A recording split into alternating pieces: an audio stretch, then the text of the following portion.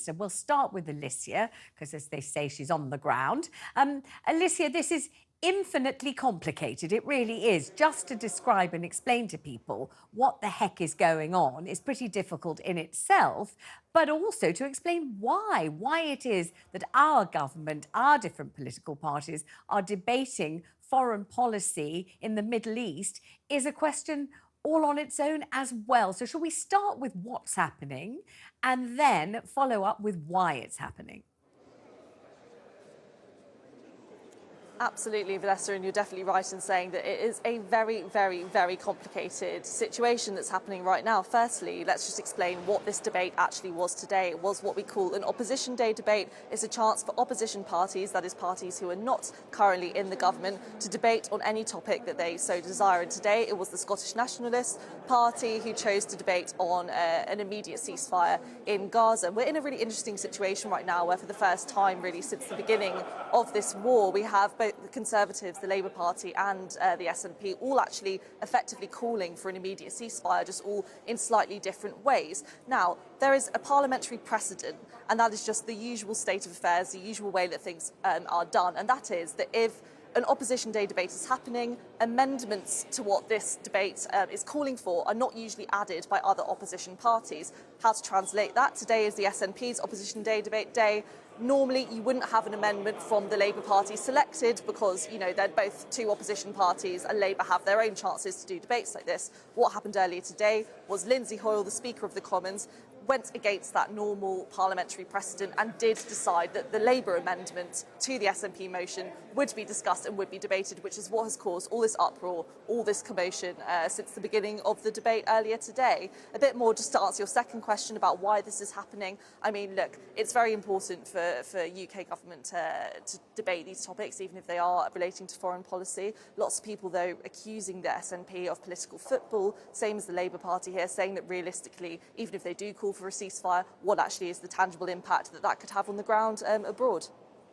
When it's being said that the Speaker, Sir Lindsay Hoyle, has acted politically rather than objectively, what is it being suggested his political motivation is? What's he trying to do? If he is acting politically, in what way?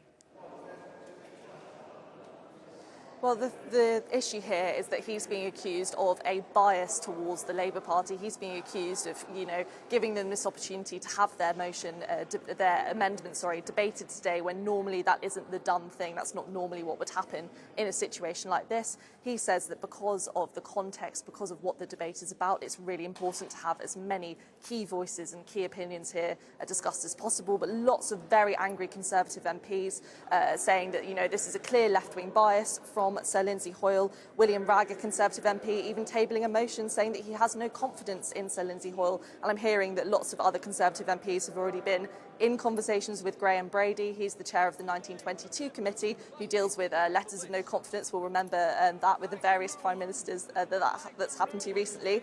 Lots of them already in talks with him, expressing their concern about Sir Lindsay Hoyle and this bias that they're accusing him of today.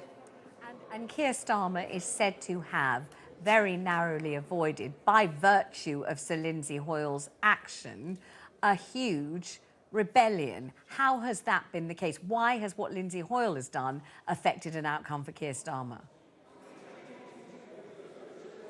Well, there was lots of rumour that if Labour hadn't had the chance to debate their amendment today, that Labour would have seen some more resignations from the front bench. We'll remember just before Christmas, we saw a big rebellion within the Labour Party about this. 56 of their MPs voting against the Labour line and voting in favour of the SNP's motion. It sounds like déjà vu. And even seeing 10 resignations from the Labour front bench about that. So that's what the threat to Labour was here. Luke Evans, a Conservative MP, has also even tweeted that he saw Keir Starmer mouth "thank you" to Sir Lindsay Hoyle, the Speaker, upon his exit from the chamber, which is definitely adding some more fuel to that fire in terms of what Sir Lindsay Hoyle is being accused of here. Just definitely the issue here is that Lindsay Hoyle is being accused of, you know, doing Keir Starmer a bit of a favour, and lots of MPs on the other side saying that it was a totally unfair and wrong thing to do.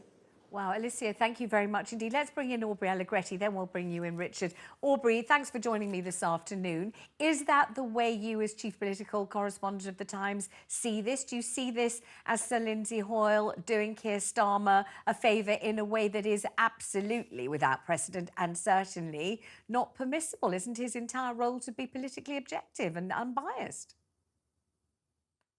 I think people are questioning Lindsay Hoyle's motives in this case. Now, he would argue that he is basically trying to kind of tone down the heat in this conversation.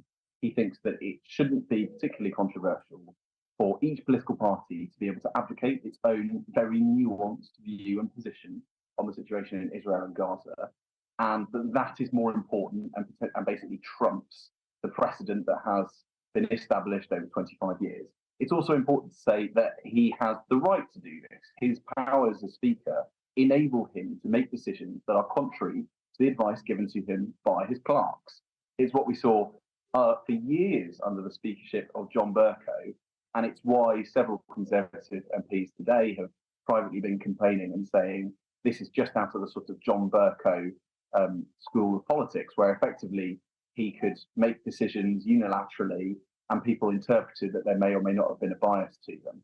Now, obviously, this is a very highly charged debate. I'm in Parliament as well, in a slightly different part of the building, and I can hear the sort of hordes of protesters who've gathered outside. They've got lots of flags, waving Palestinian flags. So this is going to be a very, very big moment in Parliament, but it won't really substantively change anything outside of this building on the ground in Gaza, nor will it sort of change, I suppose, the community tensions that we've seen since October the 7th. If Keir Starmer was seen, as Alicia Fitzgerald, our political correspondent, says he was, and we have every reason to trust her, she's an impeccably accurate reporter, if he was seen mouthing thank you to Sir Lindsay Hoyle, even if Sir Lindsay, as you rightly say, does have the autonomy and the authority to make these kinds of decisions if he feels it is fitting so to do, doesn't that reveal some kind of beholden kind of gratitude for a sort of favour which isn't supposed to be granted in the House? I think there will be concern that it probably wasn't the wisest thing to do, but ultimately Labour has sort of got itself out of a much bigger scrape here. They were worrying that they could see more potential frontbench resignations, a rebellion on the same sort of size as they saw in November. So while this looks, I suppose, difficult for the Common Speaker, it actually sort of helps the Labour Party significantly. And even if Keir Starmer has potentially put his foot in it by mouthing thank you on his way out, I suspect that Labour bosses today will be breathing a big sigh of relief that they are able to advocate for their motion and firmly say that they did vote for a ceasefire. We do have footage, actually, that we can now show you if you're watching this programme on television of the protest going on outside. It's a pro-Palestinian protest, as you can see, going on right now outside the House of Commons. So this is contemporary footage of something that's happening right now in real time. Let me bring you in. You've been sitting very patiently. Richard Powell, thank you for joining us. What do you make of this rather complex kind of, circle of events that's going on inside the House of Commons? It's really the only way I can describe it. 3 different motions, all incredibly similar, all subtly different, all, many people will think, absolutely pointless. What difference does it make what our House of Commons votes or doesn't vote about ceasefires or humanitarian pauses or anything else? Neither side in the Middle East, either Hamas or Israel, is going to take a blind bit of notice. So what is the point of the whole thing? Is this posturing? Is it virtue signalling? What is really going on? Get to the hub of it, the nub of it for us. I think it's a little bit of all of the above. Okay. I mean, people at home will look at all of this and think it's pretty gross, to be honest, right? They will say... Tell me what they'll think is gross. They will think that all of this politicking about something huge and terrifying that's happening thousands of miles away, yes, children dying, that, hostages still